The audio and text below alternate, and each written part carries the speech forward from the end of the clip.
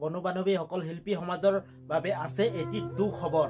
হয় বনু বান্ধৱীসকল, খবৰটো পাই বহুত দুখ লাগিছে। বনু বান্ধৱীসকল, চলচ্চিত্ৰ জগতৰ পৰা ভ্ৰাম্যমাণ থিয়েটাৰৰ, ভ্ৰাম্যমাণ মঞ্চ জগতৰ এক প্ৰতিষ্ঠিত অভিনেতা ভ্ৰাম্যমাণ জগতৰ আমাৰ মাজত নাই। হয় বনু বান্ধৱীসকল, ৰাজীৱ আগ্নি আৰু আমাৰ মাজত নাই। হয় বনু বান্ধৱীসকল, ৰাজীৱ আগ্নি আমাৰ মাজত নাই।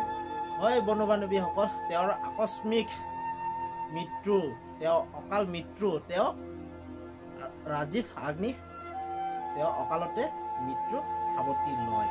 জনপ্ৰিয় অভিনেতাগৰাকীয়ে সঁচাকে বনু বান্ধৱীসকল, খবৰটো পাই খুবেই দুখ লাগিল।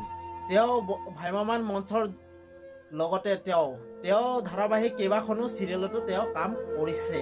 হয় বনু বান্ধৱীসকল, তেওঁ বহুত ভাল এজন অভিনেতা হয় আৰু তেওঁ দৰ্শকৰ মন মোহিবলৈ সক্ষম হৈছিল আৰু ইমান কম বয়সতে সকলোকে কন্দুৱাই তেওঁ এৰি গুচি গ'ল।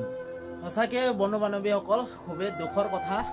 ইমান কম সময়ৰ ভিতৰতে তেওঁ ইমান সোনকালে অসমবাসীক ইমান সকলোকে কন্দুৱাই এৰি গুচি গ'ল।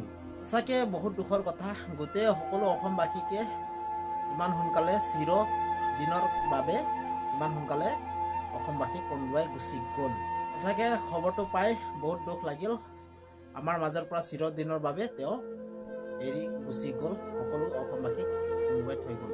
আৰু মোৰ চেনেলৰ পৰা তেওঁৰ বিদেশী আত্মাই চিৰশান্তি কামনা কৰিলোঁ আৰু তেওঁ য'তে থাকক তেওঁৰ আত্মাই ভালে কুশলে থাকক। মই এই ভিডিঅ'টো মই এইটো কাৰণে বনালোঁ, তেওঁ য'তে থাকক তেওঁৰ আত্মাই ভালে কুশলে থাকক।